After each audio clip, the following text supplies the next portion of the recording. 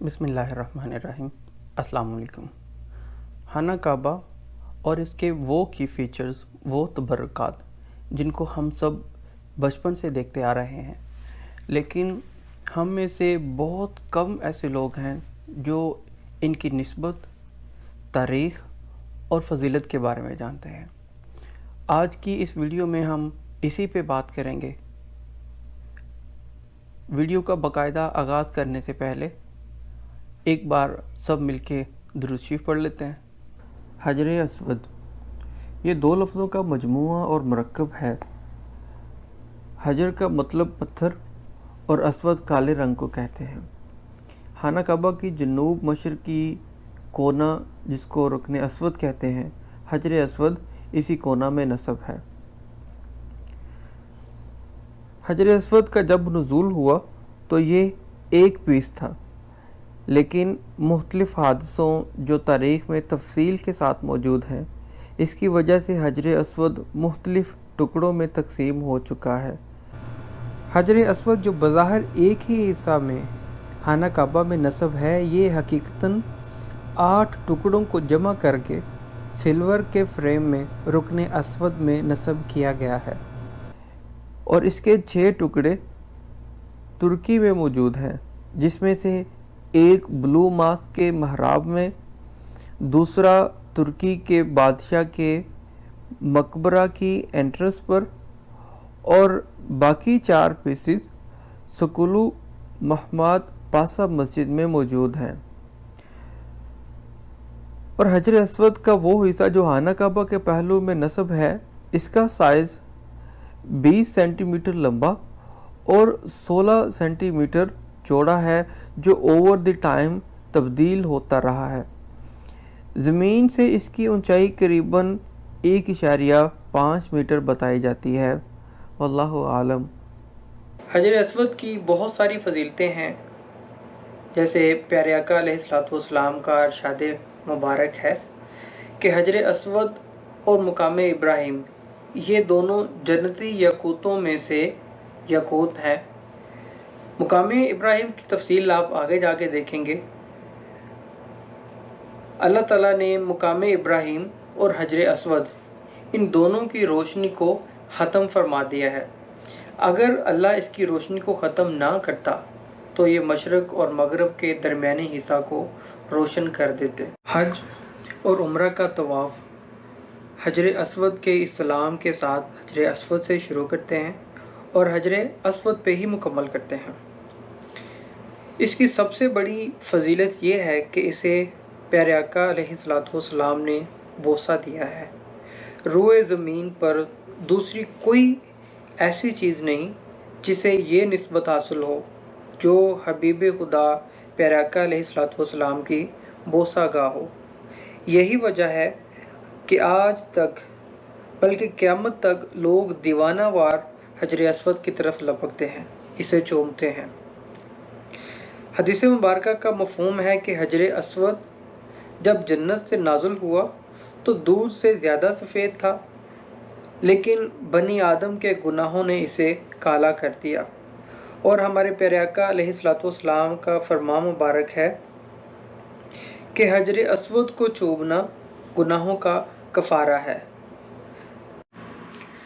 हजर अस्वद की तारीख़ इतनी ही पुरानी है जितनी इंसान की है इस दुनिया में। पहली बार हज़रत आदम अलैहिस्सलाम ने खाना काबा की तमीर के वक्त खाना काबा के पहलू में हजर अस्वद को नस्ब फरमाया और फिर खलीलुल्लाह हज़रत इब्राहीम अलैहिस्सलाम और हज़रत इस्माईल अलैहिस्सलाम ने खाना काबा की तमीर के बाद इसे खाना काबा के पहलू में पेवस्त किया। और फिर प्यारे आका अलैहिस्सलाम की बोसत नबूवत से चंद साल कबल, जब सैलाब की वजह से खाना काबा का काफ़ी नुकसान हुआ, तो कुरैश वालों ने मिलकर खाना काबा की तामीर में हिस्सा लिया। लेकिन जब हजर अस्वद को नस्ब करने का मामला आया तो हर कोई ये सआदत हासिल करना चाहता था। करीब था कि एक फसाद बर्पा हो जाता, तो सब लोग इस बात पे एग्री हुए कि सुबह जो सबसे पहले मस्जिद में दाखिल होगा وہی اس بات کا فیصلہ کرے گا کہ حجر اسود کو خانہ کعبہ میں کون نصب کرے گا۔ تو سب سے پہلے مسجد میں ہمارے پیارے آقا علیہ الصلوۃ والسلام تشریف فرما ہوئے، اور جب پیارے آقا علیہ الصلوۃ والسلام کو مسجد میں دیکھا تو سب بلا احتیاط بول اٹھے، وہ دیکھو صادق آ گیا، وہ دیکھو امین آ گیا۔ پیارے آقا علیہ السلام کی نبوت سے پہلے جو چند خصوصیات عیاں تھیں، ان میں سے یہ دو سب سے نمایاں تھی، صادق اور امین۔ تو پھر پیارے آقا علیہ الصلوۃ والسلام نے اپنی حکمت کاملہ کے ساتھ حجر اسود کو ایک چادر میں رکھ کر قریش کے تمام سرداروں کو چادر کا دامن پکڑنے کو کہا۔ جب حجر اسود کو کعبہ کے قریب لایا گیا تو خود حبیب خدا پیارے آقا علیہ الصلوۃ والسلام نے اس کو کعبہ کے دامن میں پیوست فرما دیا۔ رکن یمانی یہ خانہ کعبہ کی جنوب مغربی سمت میں واقع ہے۔ کیونکہ اس کا رخ یمن کی طرف ہے، اس لیے اسے رکن یمانی بھی کہتے ہیں۔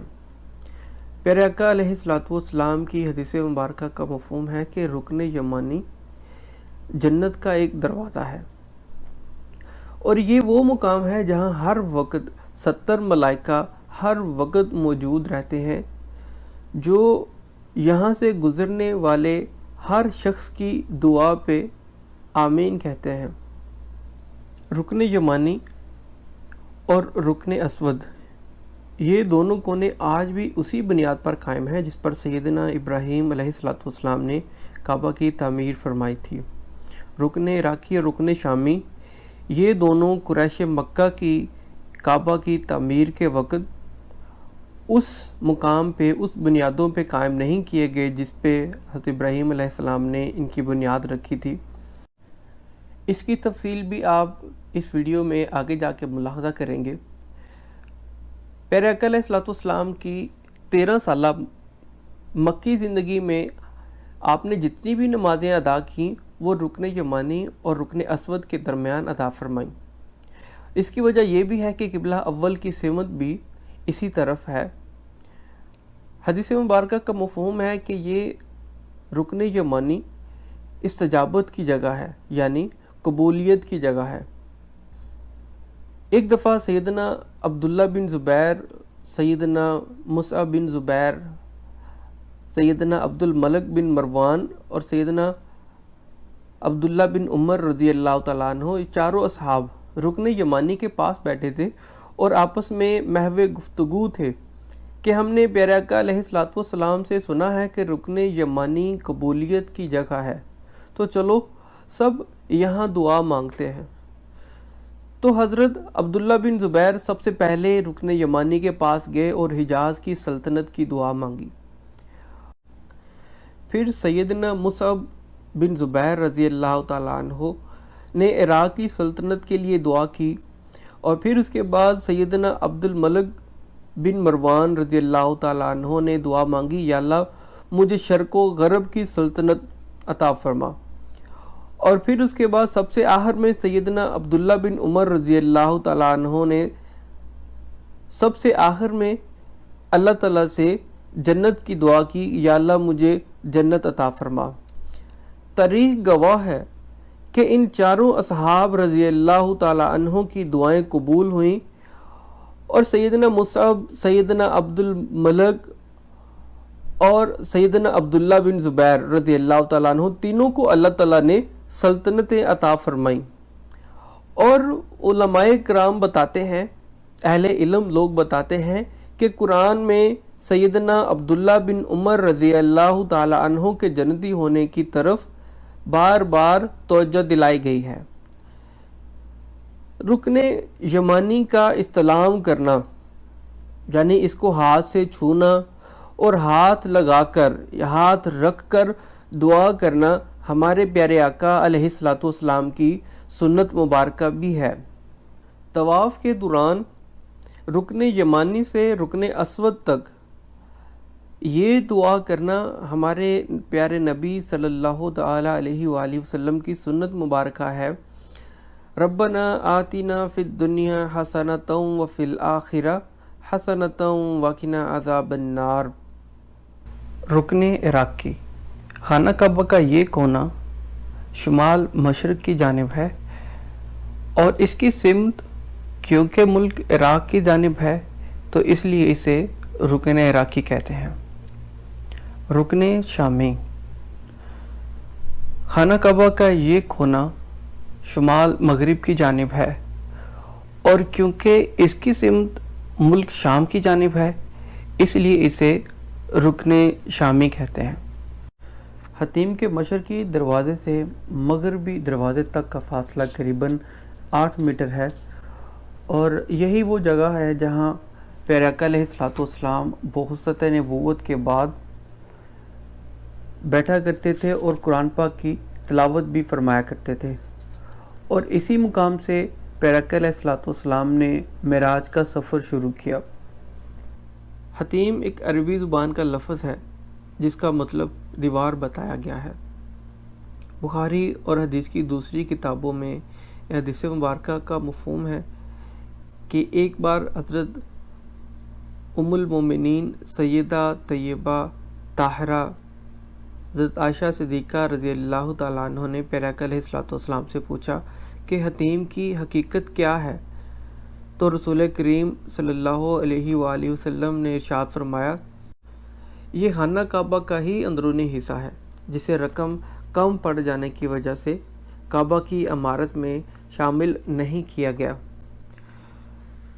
پیارے آقا علیہ السلام سے حضرت ام المومنین عائشہ صدیقہ رضی اللہ تعالیٰ عنہ نے عرض کی، میرا جی چاہتا ہے کہ میں کعبہ کے اندر جا کے نماز پڑھوں، تو نبی پاک صلی اللہ علیہ وآلہ وسلم نے آپ رضی اللہ تعالیٰ عنہ کا ہاتھ پکڑا اور انہیں حتیم میں لے آئے اور فرمایا، یہ کعبہ کا اندرونی حصہ ہے، جب دل چاہے کہ کعبہ کے اندر جا کے نماز پڑھوں تو یہاں آ کے نماز پڑھ لیا کرو۔ سب سے پہلے حضرت ابراہیم علیہ السلام اپنی زوجہ محترمہ کے ساتھ اس مقام پہ تشریف لائے اور انہوں نے اپنی زوجہ حضرت حاجرہ علیہ السلام کو یہاں بٹھایا۔ اس مقام کو حجر اسماعیل بھی کہا جاتا تھا اور آج بھی حضرت حاجرہ علیہ السلام اور حضرت اسماعیل علیہ السلام کی قبریں اسی مقام پہ بتائی جاتی ہیں۔ حتیم کے دونوں طرف دروازہ ہے، یعنی حتیم کے مشرق اور مغرب دونوں اطراف میں دروازے ہیں، لیکن اس کے باوجود جب خانہ کعبہ کے گرد طواف کیا جاتا ہے تو حتیم کے باہر سے کیا جاتا ہے، کیونکہ حتیم خانہ کعبہ کا حصہ ہے اور خانہ کعبہ کے گرد طواف خانہ کعبہ کے باہر سے مکمل کرتے ہیں۔ اپنا بہت سارا خیال رکھیں اور جب بھی دعا کریں تو پیارے آقا علیہ السلام کی امت کے لیے ضرور دعا کیا کریں۔ اللہ حافظ۔